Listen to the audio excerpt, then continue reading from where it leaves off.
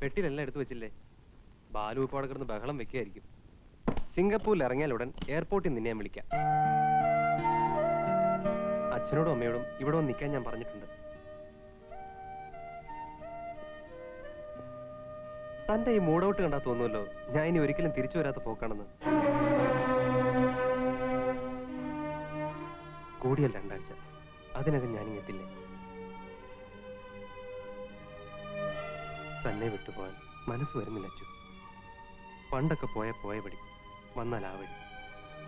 ഇപ്പൊ എവിടെ പോയാലും തന്റെ വിചാരം.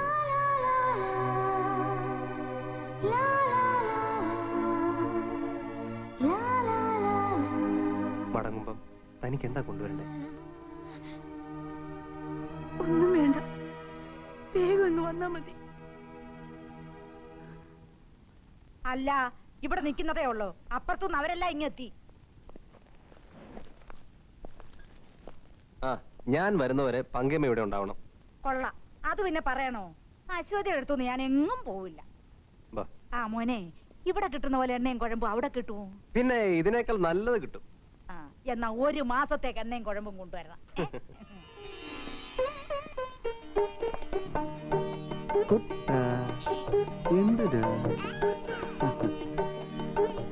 ആ, നേരത്തിനും കാലത്തിനും എത്തണ്ടേ? ഹെവി ട്രാഫിക് ഉള്ള സമയാ. കേറിക്ക്. ഒരു സെക്കൻഡ്, ഞാൻ ഇപ്പൊ വരാം. മോനെ, എന്തെങ്കിലും മറന്നിട്ടുണ്ടാവും. അശ്വതി, ആ ഇപ്പൊ വരവേ. കുട്ടം പിള്ളേ. എന്താ ഗോപു?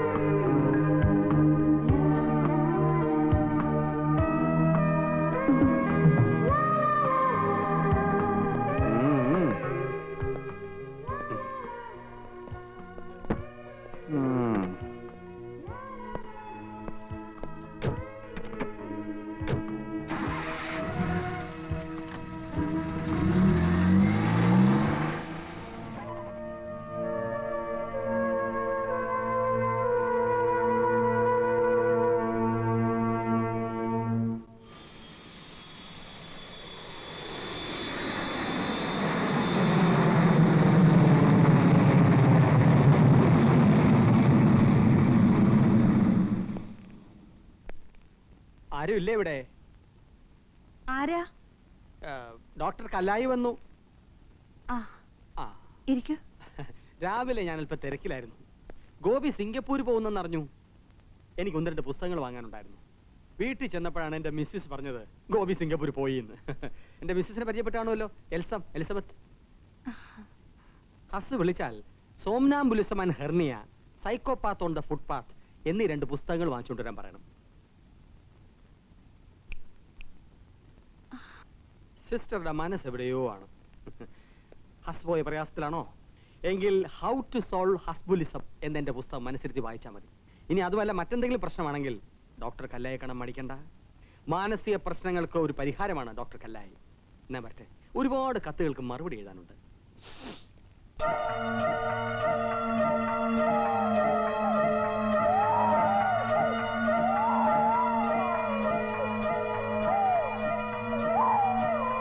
ദേവു, കൊച്ചു കിടന്ന് കരയുന്നത് കേട്ടില്ലേ?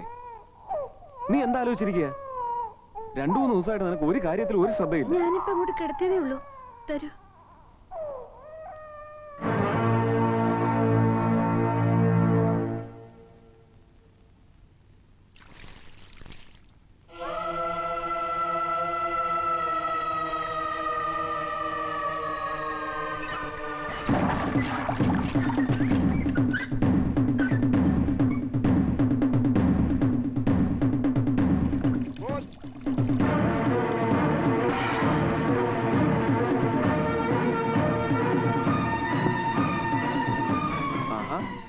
ഒരു കത്ത് വന്നപ്പോഴേക്കും 2 പേരും ഇങ്ങ് ഓടിയെത്തിയ.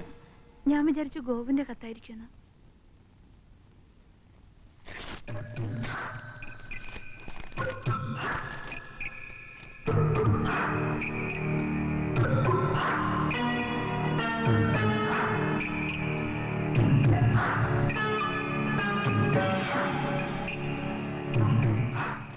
അമ്മാവന്റെ കത്താ.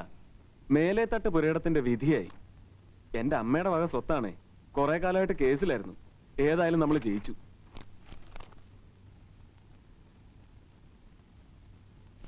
ആ രേവു, എനിക്ക് വക്കീലിനെ ഒന്ന് കാണണം. ഓഫീസിൽ നിന്ന് ഫോൺ വരികയാണെങ്കിൽ ഞാൻ ഉച്ചയ്ക്ക് മുമ്പ് അങ്ങ് എത്തുമെന്ന് പറയണം. കേറുന്നില്ലേ? ആ കേറുക. ആ ഹലോ, പ്ലീസ് ഫോൺ കട്ട് ചെയ്യരുത്. ഇതിപ്പോ 3-ാം തവണയാണ് ഞാൻ വിളിക്കുന്നത്. എനിക്ക് ചില കാര്യങ്ങൾ പറയാനുണ്ട്. നേരിട്ടൊന്ന് കണ്ടാൽ എല്ലാ പ്രോബ്ലംസും സോൾവ് ആക്കാം. ഇങ്ങോട്ട് വരാൻ ബുദ്ധിമുട്ടാണെങ്കിൽ വേണ്ട, ഞാൻ അങ്ങോട്ട് വരാം. വന്നാൽ മിസ്റ്റർ ബാലേന്ദ്രനുമായി ഒന്ന് പരിചയപ്പെടണം. എല്ലാ കാര്യങ്ങളും തുറന്നു പറയണം. വെറുതെ ഒരു കോംപ്ലിക്കേഷൻ വേണോ? വൈകിട്ട് വരെ ഞാൻ കാക്കും. അതിനകം ഇവിടെ വന്നില്ലെങ്കിൽ എനിക്ക് അങ്ങോട്ട് വരേണ്ടി വരും.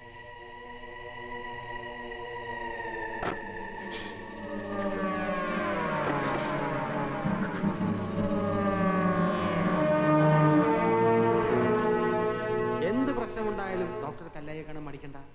മാനസിക പ്രശ്നങ്ങൾക്കൊരു പരിഹാരമാണ് ഡോക്ടർ കല്ലായി.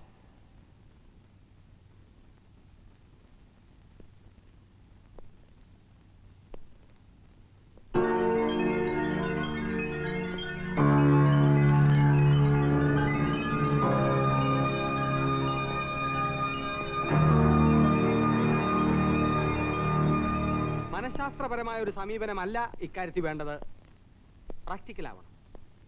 അതിരിക്കട്ടെ, കൂട്ടുകാരുടെ ഭർത്താവ് ആളെങ്ങനെ?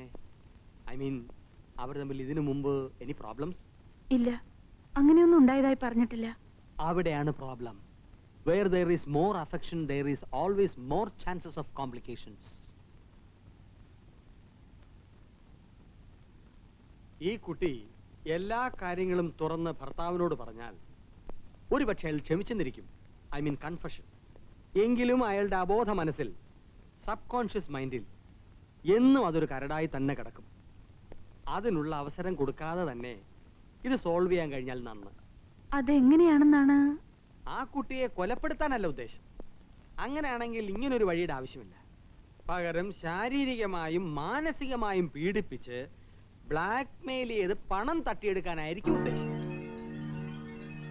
അങ്ങനാണെങ്കിൽ തന്ത്രപൂർവ്വം ഇടപെട്ട് മനസ്സിലാക്കുന്നതാണ് ബുദ്ധി. പക്ഷേ ഡോക്ടർ, ആ കുട്ടിക്ക് അതിനുള്ള ധൈര്യമൊന്നുമില്ല.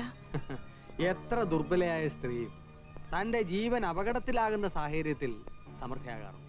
പ്രത്യേകിച്ചും ക്യാരക്ടർ അസാസിനേഷൻ സിറ്റുവേഷനിൽ. ആദ്യം അയാളെ വീട്ടിലോട്ട് വിളിച്ചു വരുത്തി അയാളുടെ ആവശ്യം എന്താണെന്ന് അറിയാൻ ആ കുട്ടിയോട് പറയണം. ഒരുപക്ഷെ വരാൻ മടിച്ചാൽ? അങ്ങോട്ട് പോയി തന്ത്രപൂർവ്വം അയാളുടെ ഉദ്ദേശവും ലക്ഷ്യവും എന്താണെന്ന് ചോദിച്ച് മനസ്സിലാക്കുക. എന്നിട്ടേ ബാക്കി കാര്യങ്ങൾ തീരുമാനിക്കാൻ പറ്റൂ.